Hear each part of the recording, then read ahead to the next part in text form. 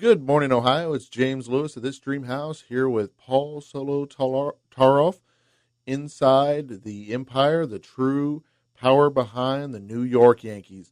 Paul, thank you for joining us today. Good to be here. Thank you. So what inspired you to write the book? Well, Bob and I are, besides longtime Yankee followers, Bob being the big guy, who grew into a national columnist, the New York Post, the New York Daily News, the Bergen Record, and is now at the New York Times. I, as an investigative journalist with a big bunch of pelts on my wall, broke the NFL concussion scandal, the Aaron Hernandez story, the Walter Reed scandal, got Meek Mill out of jail last year with a long piece of Rolling Stone. Oh, wow. I sat and had lunch with him a couple of years ago when we both agreed that there was going to be this super team forming on the horizon, that horizon being 2019.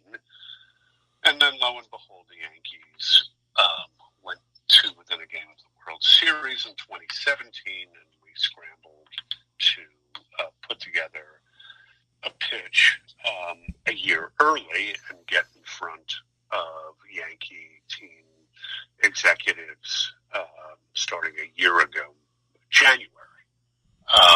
So that's the genesis of the book, and then we were stunned and delighted to learn when we sat in front of Brian Cashman that not only had he built a team ready to win, and win it all, but he himself arrived at a place in his career where he was ready to open up for the first time in his 20 years as New York Yankees general manager. Yeah, with that, I mean, being able to get such access, I mean, is it because of, like you mentioned, your overwhelming amount of experience in reporting? Well, Bob had a long, fruitful relationship with Brian, dating to his years as first the team's farm system director, and then the assistant general manager to Bob Watson.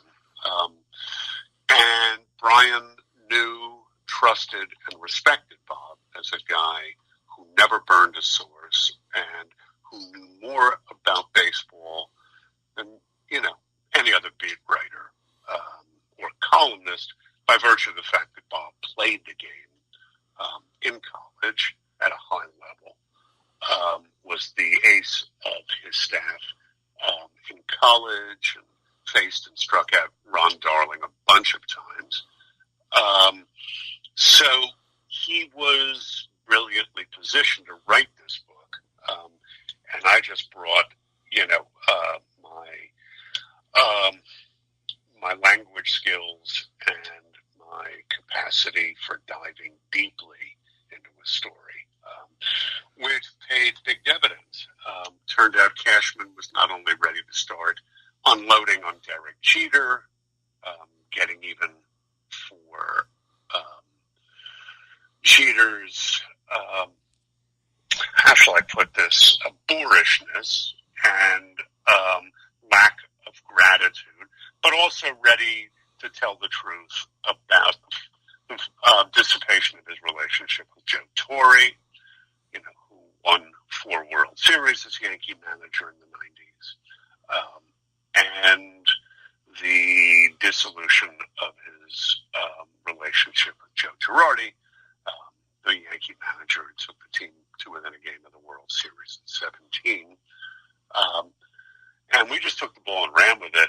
And I mean, we ran. We got so far inside the Kremlin that at a certain point, Yankee officials said, look, you're in so deep we can't toss you out now, but promise us you'll be fair and we'll show you everything we've got. And everything they had meant showing us the original bill of sale between CBS and George Steinbrenner, dating to 1973. We didn't see the canceled check, but we did see the dollar figure of the amount George paid for his controlling interest in the New York Yankees, which was scandalously small. He has been reported to have paid $8.8 million. Nope. Reported to have paid $800,000 personally. Nope. He paid $80,000. Whoa! For a 10% interest in the New York Yankees, which was enough in time to buy him a dominant position with shareholders, and ultimately to build an organization, build a team that was worth about $800 million in 1998, when he tried desperately to sell it to the worst owner in all of sports, James Dolan. Oh, wow. Who owns the Knicks and Rangers. And James Dolan, genius that he is, angrily backed out of the deal because it would have required him to relinquish his general partnership and control of the Knicks and Rangers for 10 years. George Steinbrenner would have run the Knicks and Rangers along with the New York Yankees after selling the Dolans, the Yanks. And as we go on to report, George then tried to sell him a half interest in his hatchling regional sports network, the Yes Network, in 2000, 2001. Again, Jim Dolan put his foot down and said no. And between what the team is worth now and what Yes is worth, that property is a $9 billion asset. So for $800 million, you could have owned both. Oh, and wow. Instead, Jim Dolan got $30 million from the Yankees to exit their TV contract with Dolan's company. And he used the $30 million to buy his practice facility for the Knicks and Rangers. Worst non-deal in the history of sports. Good work, Jim. Yeah. I mean, we knew he was doing some bad things, on the court, but wow, to mess up that bad. I mean, like you said, he had such a great opportunity, and unfortunately, fortunately, I guess, for the Yankee fans, fortunately, he passed on it. Did indeed. So with that, you mentioned the front office. I mean, it sounds like they were pretty open and honest with you.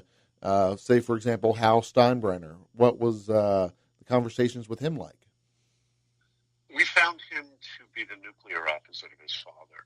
So the story of the book is how Brian Cashman, in partnership with Hal Steinbrenner, who is his un-George Steinbrenner, a character as you could draw up, and the third member of this power troika, Randy Levine, who is the central banker of the New York Yankees, and who, with his toughness, extraordinary business acumen, and willingness to just roll over people politically, not only got the new stadium built in the Bronx, not only convinced George to stay in the Bronx, a borough he hated being in,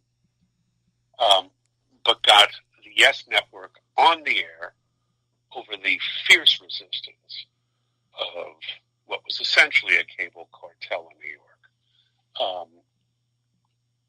They have built the most progressive, the most enlightened, and the most effective infrastructure for talent and talent development in all of sports. So, beginning right around the time that George steps back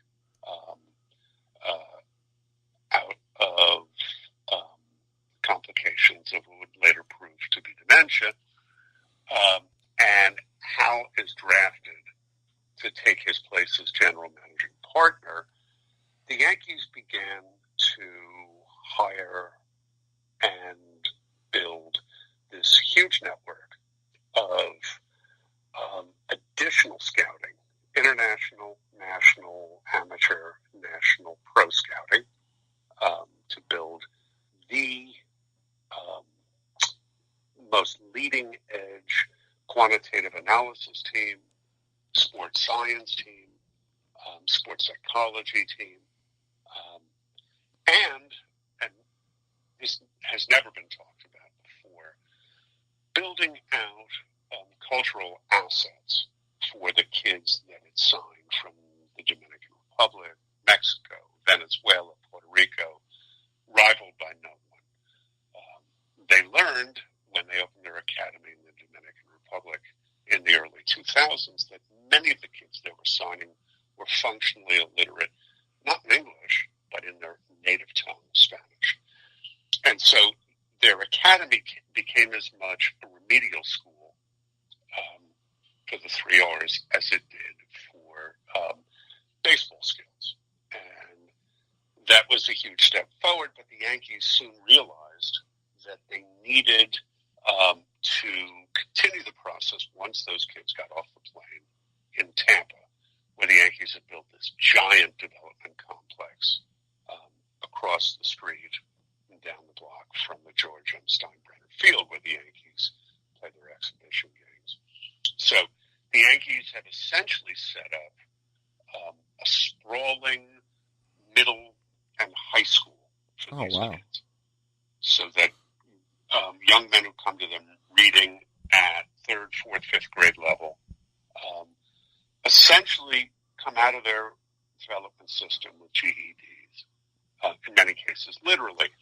And the Yankees are the only organization in all of sports that offers every kid they sign, no matter how dim his chances of ever making a mid-level minor league roster, they grant them a blank check for college tuition for the rest of their lives.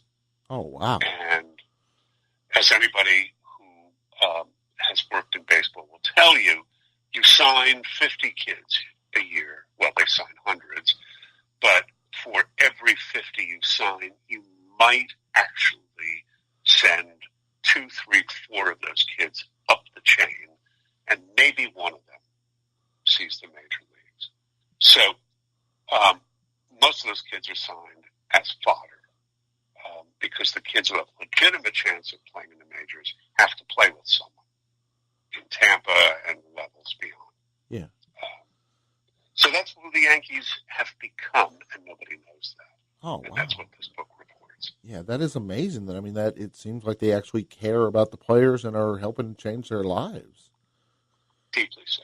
And they then go to work with extensive media training, not when they get to AA, not when they get to AAA, but when they start in Tampa at 18, holding moot press conferences where other players pose as reporters and ask 1 or 2 kids really tough interview questions. Their feelings on abortion, their feelings on Trump's immigration policy, their feelings on gun control.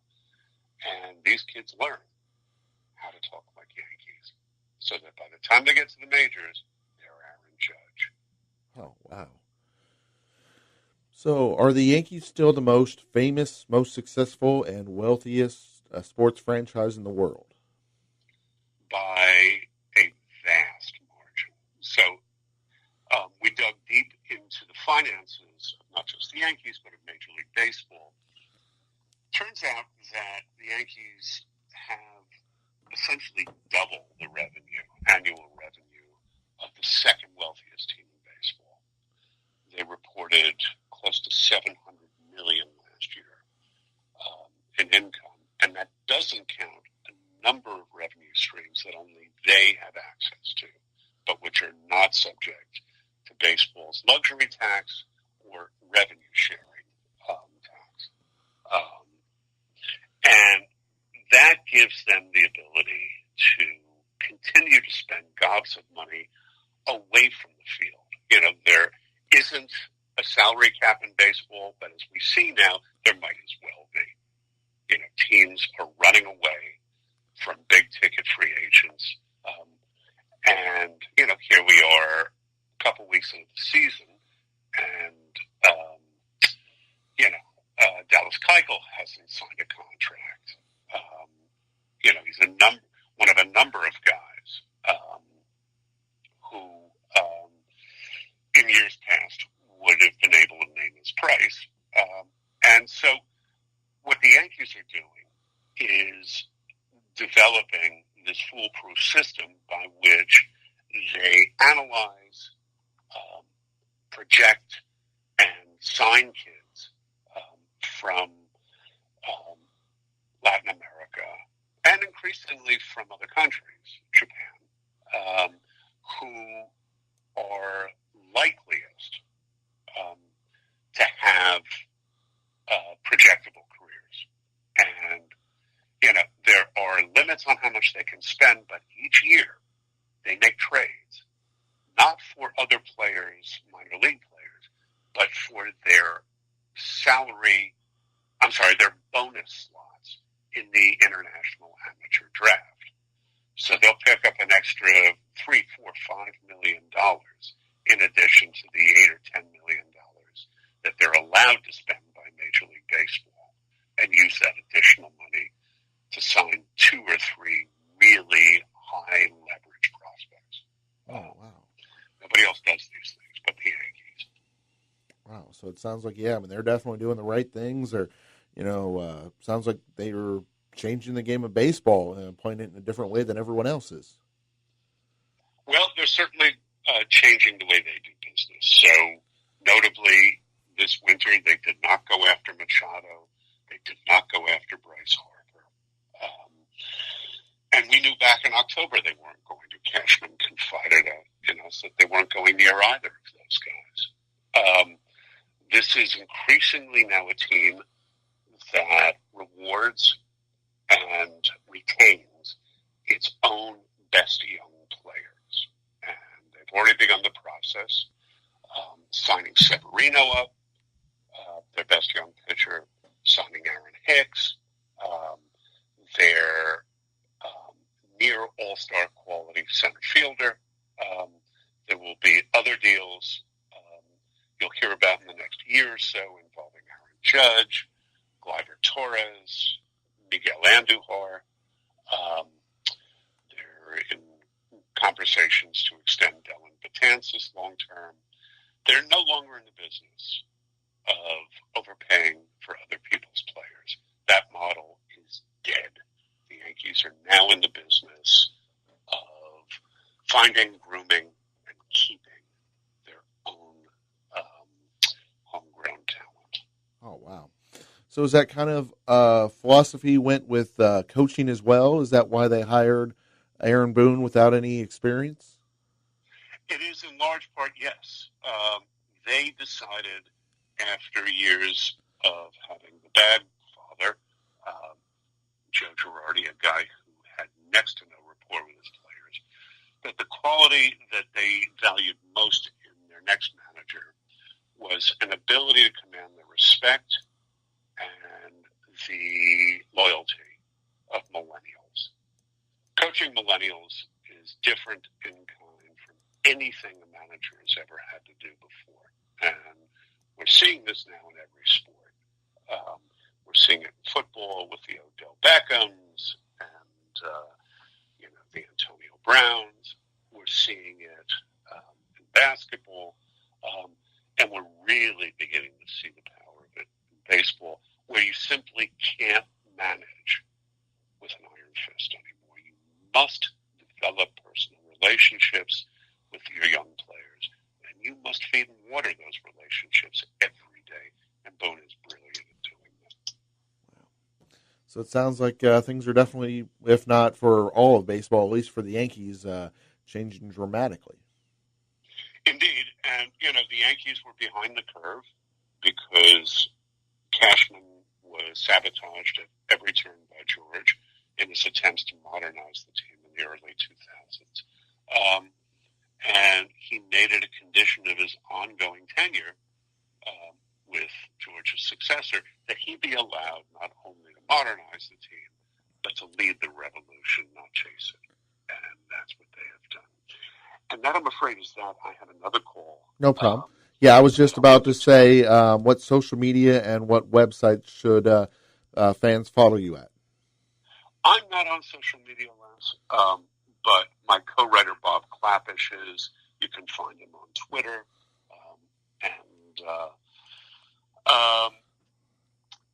We urge readers who care not only about baseball, not only about the Yankees, but anyone who's interested in reading about how a superbly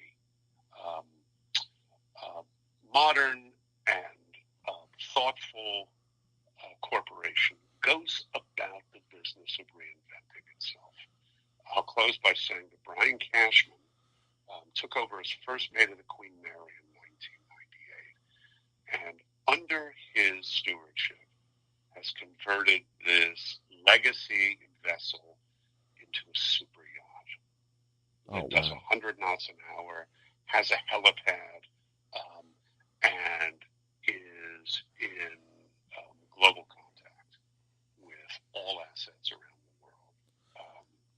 That is an extraordinary transformation to pull off while nobody was looking, and while the team never faltered. So Cashman did the thing that no one said or thought could be done, to rebuild a team without tearing it down, the way Chicago Cubs did, Cleveland Indians did, and the Boston Red Sox did, and of course Houston Astros. And with that, I'm afraid we'll have to leave it there. No problem. It's been my pleasure. Thank you, Paul, for joining us today. My great pleasure. Thank you.